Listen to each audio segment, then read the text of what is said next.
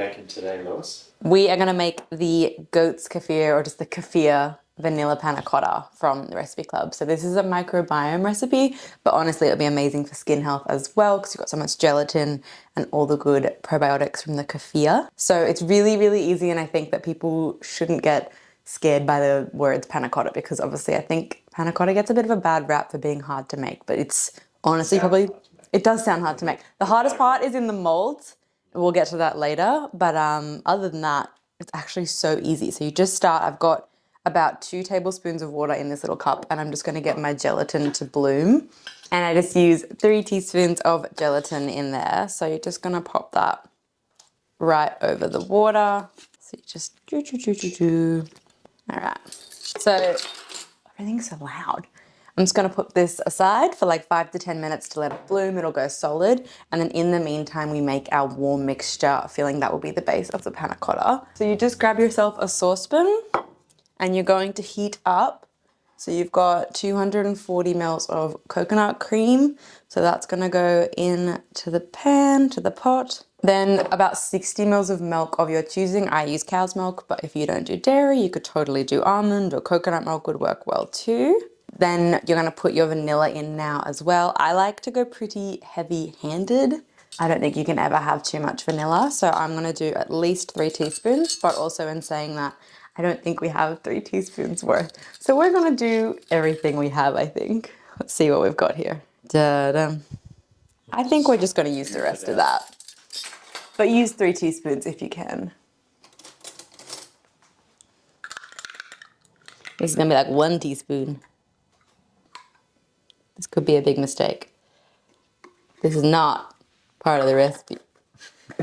Not recommended. Well, not bad actually.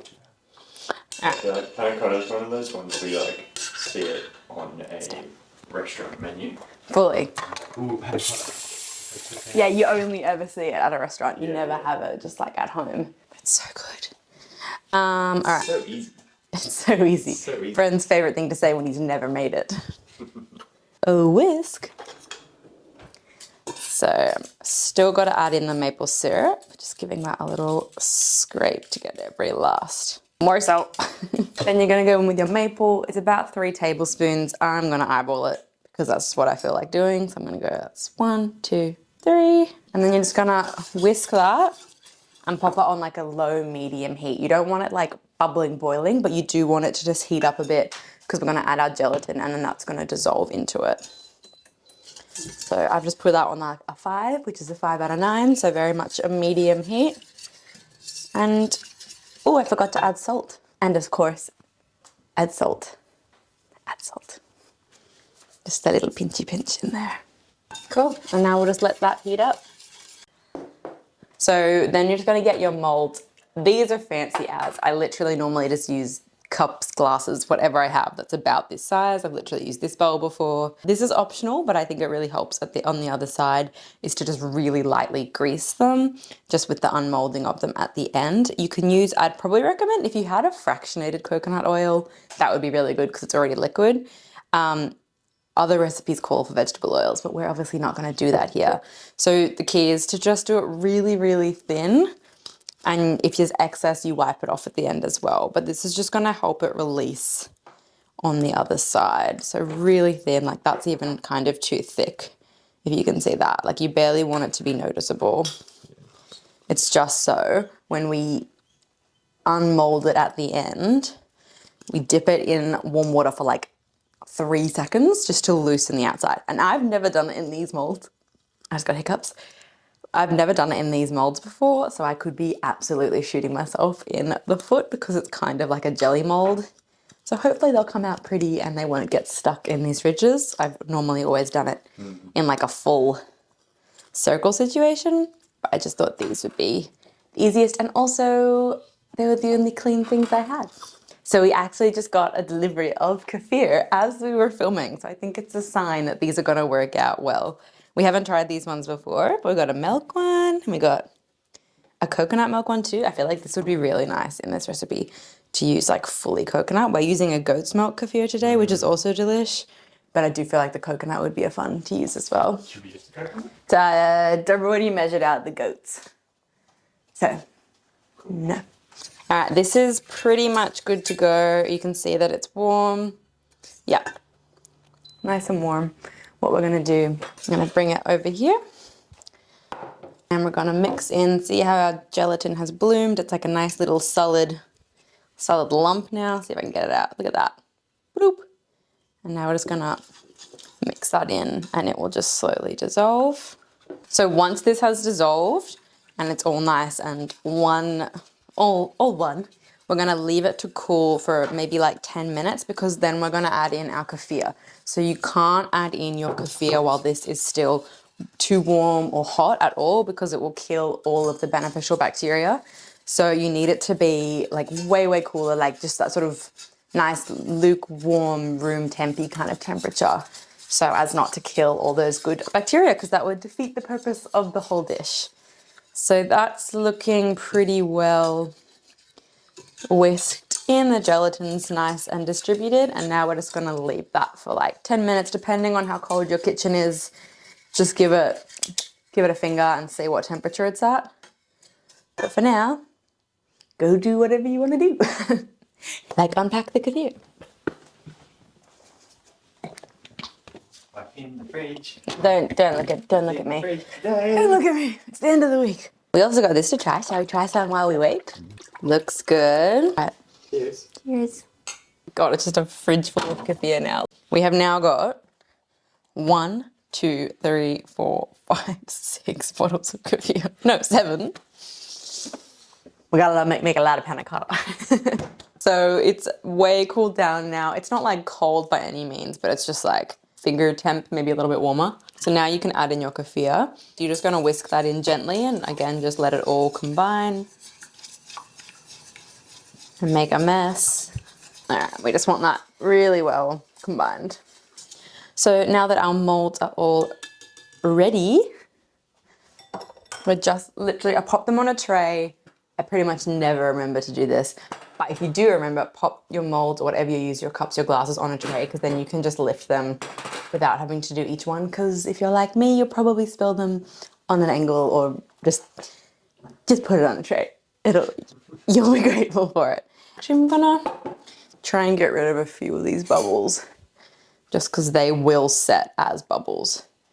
So I'm just gonna, I whisked probably a bit too aggressively. You can either just let this sit as well for a minute and the bubbles will also just naturally pop. I'm just being impatient and you're just gonna pour.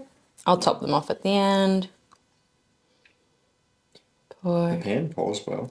It does pour well. I love this pan. Okay, I don't think we're gonna get, or maybe we'll get one more out, but I don't think we're gonna make it.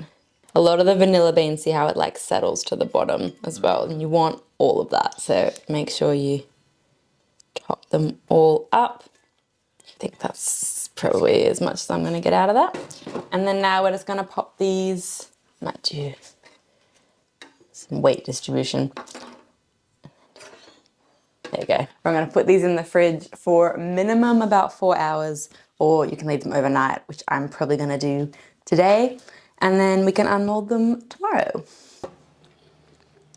Da, da, da.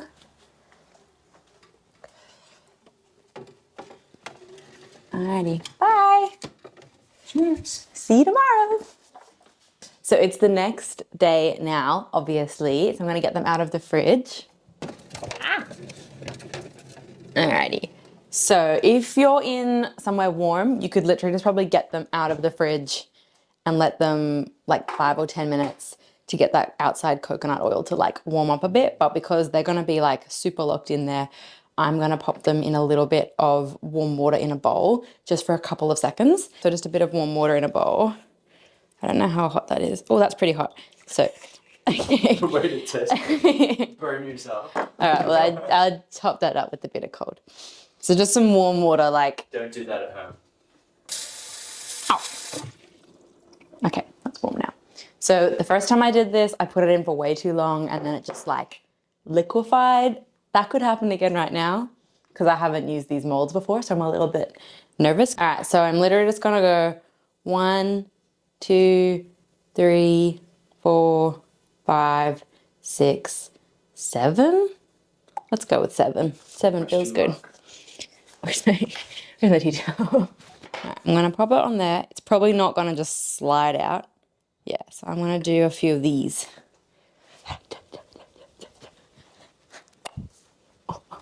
There you go.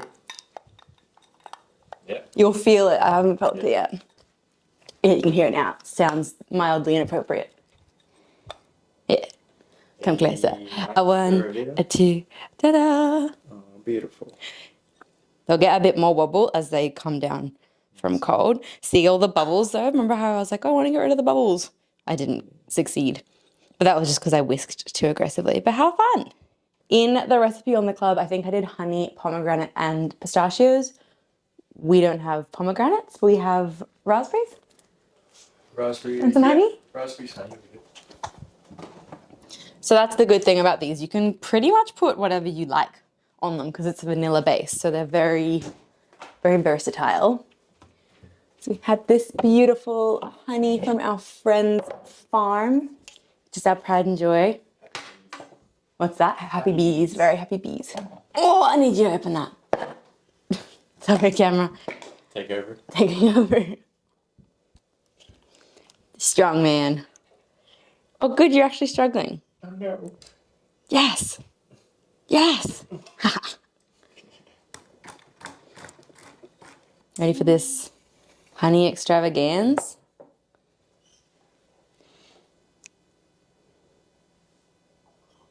Delish. A little bit of pistachio action. Boob. Look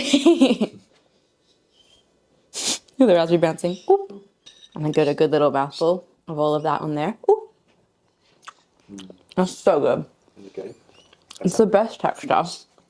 You definitely need the 3 teaspoons of vanilla though that I did not have. It definitely needs to be more vanilla-y, but yours will be. They're just so fun to eat that. And so bouncy. Look at that bounce. You see it? So much fun. Anyway, so that's our Kefir vanilla panna cotta. And you can get that, I'm talking with my mouth full. You can get that recipe up on the Recipe Club and I'll pop the link below. Anything else? That's it. Cool. Bye.